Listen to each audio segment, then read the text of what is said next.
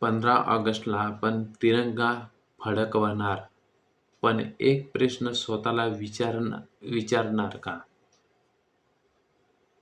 तो म्हणजे आजचा भारत खरंच आपल्या स्वप्नातला भारत आहे का? देश बदलतोय, तंत्रज्ञान वाढतंय, भारत जगात आपली ताकद दाखवतोय.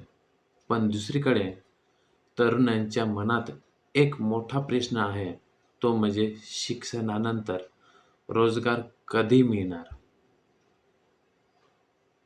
बेरोजगारी, स्पर्धात्मक परीक्षा, ताण, महागाई आणि सामान्य कुटुंबाच्या बजेटवर दबाव वाढतोय.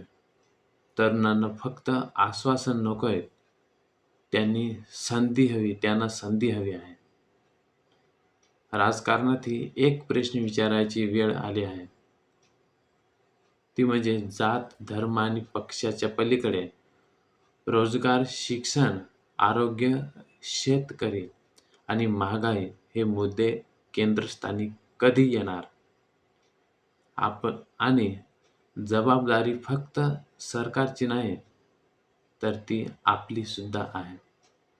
मतदान करताना विचार करणे, चुकीची माहिती न पसरवणे आणि देशासाठी प्रामाणिकपणे काम करणे हे सुद्धा देशभक्तीच आहे.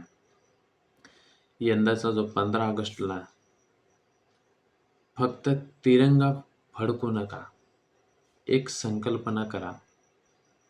देश बदलण्याची सुरुवात ही माझ्यापासूनच कशी होईल?